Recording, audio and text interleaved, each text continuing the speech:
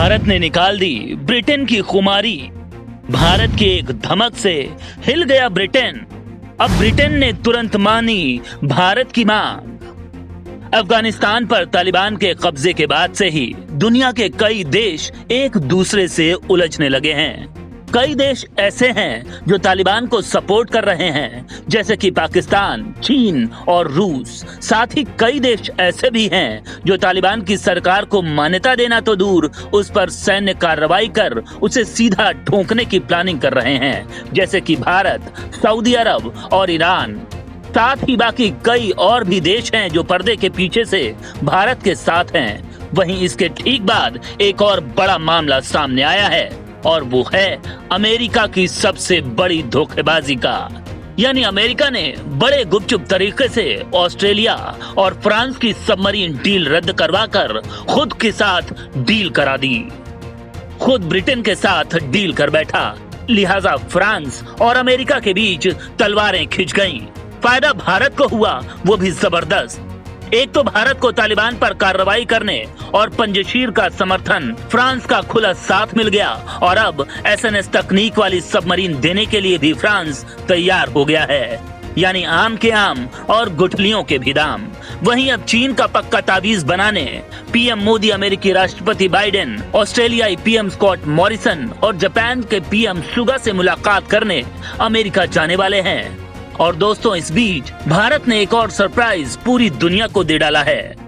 भारत ने इस दौरान कुछ ऐसा कर दिया है कि ब्रिटेन जैसा देश भी भारत के आगे घुटने टेकता नजर आ रहा है।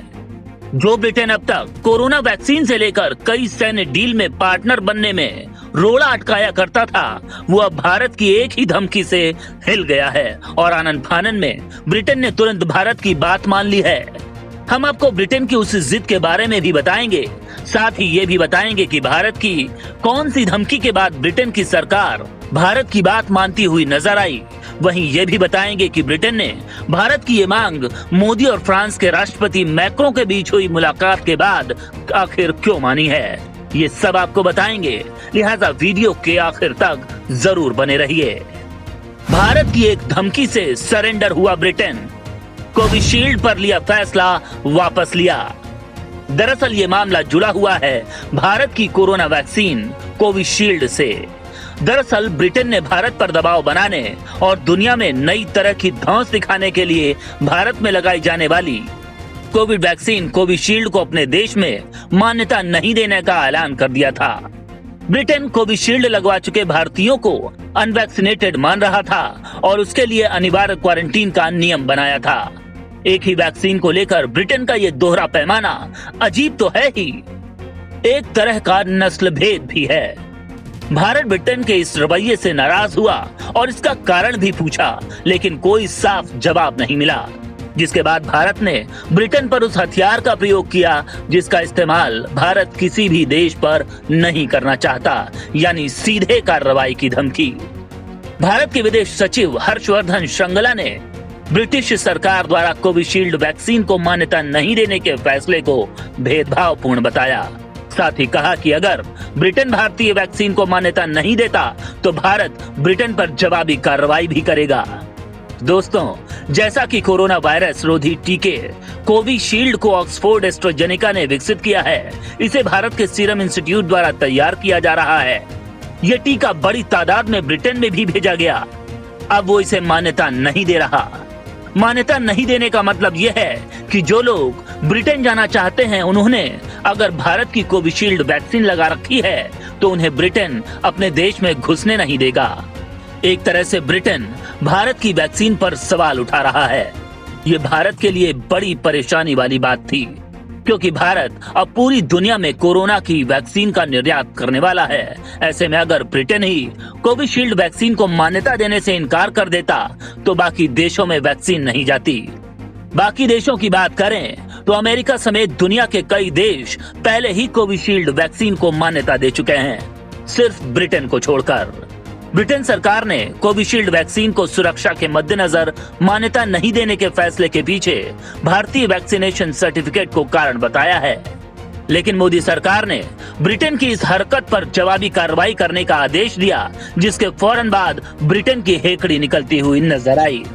ब्रिटेन सरकार ने भारत की धमकी के बाद 22 सितंबर को जारी अपने ऐलान में कोविशील्ड वैक्सीन को यात्रा के लिए मान्यता दे दी है।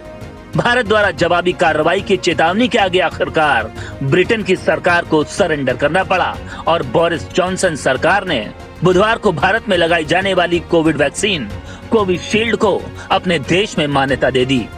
हालांकि नई गाइडलाइन के मुताबिक कोविशील्ड की दोनों डोज ले चुके भारतीयों को ब्रिटेन पहुंचने पर अभी भी 10 दिनों का क्वारंटीन रहना होगा। अनिवार्य क्वारंटीन के नियम पर भारत ने सख्त आपत्ति जताई है। ब्रिटिश सरकार पर इन नियमों पर पुनर्विचार को दबाव डाला जा रहा है। दोस्तों, भारत में अधिकांश लोगों को कोविशील्ड वैक्सीन ही लग रही है। ये ब्रिटेन के ऑक्सफोर्ड एस्ट्राजेनेका वैक्सीन का ही भारतीय संस्करण है। देश में इसे सीरम इंस्टीट्यूट ऑफ इंडिया ने बनाया है। इसके बाद भी ब्रिटेन का इसे मान्य टीकों की सूची से बाहर रखना हैरान करने वाला है। क्या भारत फ्रांस की दोस्ती से डर गया ब्रिटेन? मोदी के अमेरिका जाने से ठीक पहले फ्रांस ने भारत से बातचीत की। इस बातचीत में फ्रांस भारत को कई हथियार देने पर राजी हो गया। यहाँ हम आपको बता दें कि भारत पिछले कई साल से SSN तकनीक वाली पनडुब्बियों की तलाश कर रहा था। भारत ने पिछले साल ऑस्ट्रेलिया में अमेरिका के सामने भी इस तकनीक के लिए मांग रखी थी, लेकिन अमेरिका ने इसे देने से इनकार कर दिया था। कुछ ऐसा ही ब्रिटेन के साथ भी है। ब्रिटेन भी भारत को ये तकनीक नहीं दे रहा था, लेकिन अब फ्रांस ने SSN सबमरीन्स के लिए रास्ता खोल दिया है। इसके लिए भारत ने ब्रिटेन को कोविशील्ड वैक्सीन को मान्यता देने के लिए चेतावनी दे डाली है, जिसके तुरंत बाद ब्रिटेन भी भारत की बात तुरंत मान गया। अब भारत वैक्सीन का निर्यात कर पाएगा। भारत अक्टूबर 2021 से कोरोना वायरस वैक्सीन का निर्यात शुरू कर देगा। इधर संयुक्त राष्ट्र ने भी भारत के द्वारा वैक्सीन निर्यात करने के मिशन की जमकर तारीफ की है। विश्व स्वास्थ्य संगठन ने भी भारत सरकार के इस फैसले का स्वागत करते हुए केंद्रीय स्वास्थ्य मंत्री मनसुख मांडविया को शुक्रिया कहा है। WHO के महानिदेशक डॉक्टर टेड्रोस अधानोम गेब्रेयेसस ने कहा है कि भारत के इस फैसले से दुनिया के सभी देशों में 40% टीकाकरण के लक्ष्य को हासिल करने में मदद मिलेगी। दोस्तों, मोदी सरकार ने ब्रिटेन को सबक सिखाने वाली खुली धमकी दे दी। इसके बाद ब्रिटेन बैकफुट पर आ गया। दोस्तों, आपको भारत का ये एक्शन सही लगा तो वीडियो पर लाइक कीजिए और कमेंट करके जरूर बताइए कि भारत को अपनी वैक्सीन डिप्लोमेसी यानी वैक्सीन निर्यात करने के मिशन को सफल बनाने के लिए और क्या-क्या कदम उठाने चाहिए। क्या इस काम में भारत को अमेरिका, फ्रांस, जापान और ऑस्ट्रेलिया का साथ लेना चाहिए? क्योंकि फिलहाल ये देश ही भारत के साथ मौजूदा समय में कई प्रकार के समझौते कर रहे हैं। इन मामलों पर आपकी क्या राय है? वीडियो के नीचे कमेंट करके जरूर बताएं।